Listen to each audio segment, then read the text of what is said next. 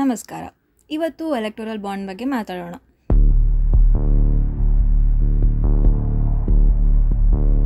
ನಮ್ಮ ದುಡ್ಡು ನಮಗೆ ಗೊತ್ತಿಲ್ಲದೆ BJP ಮತ್ತು ಇನ್ನಿತರ ಪಾರ್ಟಿಗಳಿಗೆ ಹೋಗ್ತಿದೆ. ಇದೆಲ್ಲ ಹೇಗೆ, ಯಾಕೆ, ಈಗ ಹೇಗೆ ಗೊತ್ತಾಯಿತು? ಗೊತ್ತಾದ ಮೇಲೆ ಸುಪ್ರೀಂ ಕೋರ್ಟ್ ಏನು ಮಾಡ್ತು? ಇದೆಲ್ಲದ್ರ ಬಗ್ಗೆ ಈ ವಿಡಿಯೋದಲ್ಲಿ ಹೇಳ್ತೀನಿ. ಮೊದಲಿಗೆ ಈ ಎಲೆಕ್ಟೋರಲ್ ಬಾಂಡ್ ಅಂದ್ರೇನು ಅಂತ ತಿಳ್ಕೊಳ್ಳೋಣ. ಈ ಎಲೆಕ್ಟೋರಲ್ ಬಾಂಡ್ ಸ್ಕೀಮ್ನ ಚಿಕ್ಕದಾಗಿ ಎಕ್ಸ್ಪ್ಲೇನ್ ಮಾಡಬೇಕು ಅಂತ ಅಂದರೆ, ನೀನು ನನಗೆ ದುಡ್ಡು ಕೊಡು, ನಾನು ನಿನಗೆ ಕಾಂಟ್ರಾಕ್ಟ್ ಕೊಡಿಸ್ತೀನಿ. ಬಟ್ ನೀನೇನಾದರೂ ನಂಗೆ ದುಡ್ಡು ಕೊಟ್ಟಿಲ್ಲ ಅಂದರೆ ED ರೈಡ್ ಮಾಡಿಸ್ತೀನಿ. 2017ರಲ್ಲಿ ಮೋದಿ ಸರ್ಕಾರ ಈ ಎಲೆಕ್ಟೋರಲ್ ಬಾಂಡ್ ಸ್ಕೀಮ್ನ ಇಂಟ್ರೊಡ್ಯೂಸ್ ಮಾಡ್ತು ಹಾಗೂ ಪೊಲಿಟಿಕಲ್ ಪಾರ್ಟಿ ಹಣ ಪಡ್ಕೊಳ್ಳೋ ಸ್ಕೀಮ್ ಕ್ರಿಯೇಟ್ ಮಾಡ್ತು. ಇದರ ವಿಶೇಷತೆ ಏನಂತಂದರೆ, ಇಲ್ಲಿ ನಡೆಯೋ ಯಾವ ಟ್ರಾನ್ಸಾಕ್ಷನ್ ಕೂಡ ಜನರಿಗೆ ಗೊತ್ತಾಗಲ್ಲ. ಯಾವ ಕಂಪ್ನಿ ಯಾವ ಪಾರ್ಟಿಗೆ ಎಷ್ಟು ದುಡ್ಡು ಕೊಡ್ತಿದೆ ಇದ್ಯಾವುದು ನಮಗೆ ಗೊತ್ತಾಗಲ್ಲ. ಸೊ ಇದೊಂಥರ ಲೀಗಲ್ ಕರಪ್ಷನ್ ಆಗೋಯಿತು. ಎಲೆಕ್ಟೋರಲ್ ಬಾಂಡ್ಸ್ ಟೆಕ್ನಿಕಲಿ ಹೇಗೆ ವರ್ಕ್ ಆಗ್ತಿತ್ತು ಅಂದರೆ, ಕಂಪ್ನಿಗಳು ಬ್ಯಾಂಕ್ ಹತ್ರ ಹೋಗಿ ಎಷ್ಟು ಬೇಕಾದರೂ ಹಣ ಕೊಟ್ಟು ಎಲೆಕ್ಟೋರಲ್ ಬಾಂಡ್ಗಳನ್ನ ಖರೀದಿ ಮಾಡ್ಬೋದು. ನಂತರ ಕಂಪ್ನಿಗಳು ಈ ಬಾಂಡ್ಗಳನ್ನ ಪೊಲಿಟಿಕಲ್ ಪಾರ್ಟಿಗೆ ಕೊಡ್ತಿದ್ರು. ನಂತರ ಪೊಲಿಟಿಕಲ್ ಪಾರ್ಟಿಗಳು ಈ ಬಾಂಡ್ನ ಬ್ಯಾಂಕ್ ಹತ್ರ ಹೋಗಿ ರಿಡೀಮ್ ಮಾಡ್ಕೋತಿದ್ರು ಹಾಗೂ ಹಣ ಪಡ್ಕೋತಿದ್ರು. ಅಂದರೆ ಒಂದು ಕೂಪನ್ ಥರ. ರೂಲ್ಸ್ ಏನಂದರೆ, ಯಾವ ಪಾರ್ಟಿ 15 ದಿನದೊಳಗಡೆ ಬಾಂಡ್ನ ರಿಡೀಮ್ ಮಾಡ್ಕೊಳ್ಳೋದಿಲ್ಲ, ಆ ಅನ್ಕ್ಲೇಮ್ಡ್ ಹಣ ಎಲ್ಲ PM ರಿಲೀಫ್ ಫಂಡ್ಗೆ ಹೋಗ್ತಿತ್ತು. ಈ ಎಲೆಕ್ಟೋರಲ್ ಬಾಂಡ್ ಈಗ ಯಾಕೆ ಸುದ್ದಿಗೆ ಬಂತು ಹಾಗೂ ಸುಪ್ರೀಂ ಕೋರ್ಟ್ನ ಆದೇಶ ಸುದ್ದಿ ಹೇಗಾಯಿತು ನೋಡೋಣ. ಲಿವ್ ಲಾ ರಿಪೋರ್ಟ್ನ ಪ್ರಕಾರ ಅಕ್ಟೋಬರ್ 10, 2023ರಂದು the Communist Party of India ಹಾಗೂ Common Cause and Association for Democratic reform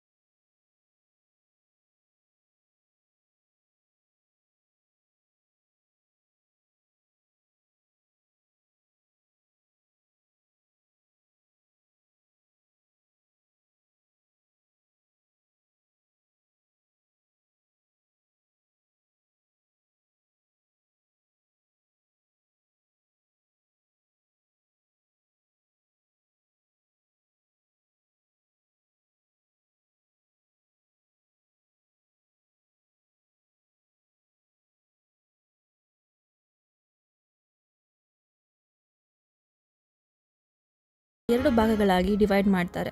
ಒಂದರಲ್ಲಿ ಯಾವ್ಯಾವ ಕಂಪನಿಗಳು ಎಷ್ಟು ರೂಪಾಯಿ ಕೊಟ್ಟು ಎಲೆಕ್ಟೋರಲ್ ಬಾಂಡ್ಗಳನ್ನ ಪರ್ಚೇಸ್ ಮಾಡಿದ್ದಾರೆ ಅಂತ.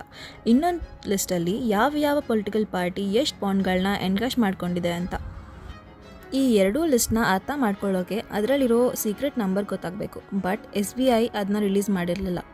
ಮತ್ತೆ ಸುಪ್ರೀಂ ಕೋರ್ಟ್ ಕೊಟ್ಟ ಆದೇಶದಲ್ಲಿ SBIಗೆ ಸೆಲೆಕ್ಟಿವ್ ಆಗಿ ಡೇಟಾ ಪಬ್ಲಿಷ್ ಮಾಡಬಾರ್ದು ಅಂತ ಹೇಳಿತ್ತು ಹಾಗೂ 21 ಮಾರ್ಚ್ ಒಳಗಡೆ ಎಲ್ಲ ಡೇಟಾನು ಪಬ್ಲಿಷ್ ಮಾಡಬೇಕು ಅಂತ ಆರ್ಡರ್ ಮಾಡ್ತು.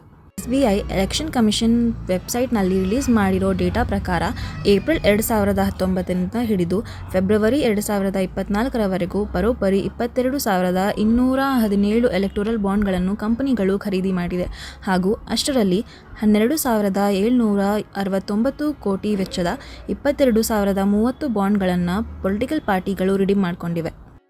ಈ 12,769 ಕೋಟಿಗಳಲ್ಲಿ BJP 6,060 ಕೋಟಿ ಪಡ್ಕೊಂಡಿದೆ. ಅಂದರೆ ಸುಮಾರು 47.5% ಬಾಂಡ್ BJPಗೆ ಸಿಕ್ಕಿದೆ. Next all India Trinamool Congress 1,609 ಕೋಟಿ ಪಡ್ಕೊಂಡಿದೆ. ನಂತರ ಇಂಡಿಯನ್ ನ್ಯಾಷನಲ್ ಕಾಂಗ್ರೆಸ್ಗೆ 1,421 ಕೋಟಿ ಸಿಕ್ಕಿದೆ. ಮತ್ತಷ್ಟು ಪಾರ್ಟಿಗಳು ಸ್ಕ್ರೀನ್ ಮೇಲಿವೆ. ಆದರೂ BJP ಹೋಮ್ ಮಿನಿಸ್ಟರ್ ಆದಂಥ ಅಮಿತ್ ಶಾ ಅವರು ಹಾಡು ಹಗಲಲ್ಲೇ ಸುಳ್ಳು ಹೇಳ್ತಾರೆ. ಕೇಳಿ. मैं पोजीशन आज देश की जनता के सामने स्पष्ट कर देना चाहता हूं. भारतीय जनता पार्टी को अप्रोक्सीमेटली 6,000 करोड़ के बॉन्ड मिले हैं. टोटल बॉन्ड 20,000 करोड़ के. जो 14,000 करोड़ के बॉन्ड कहां गए?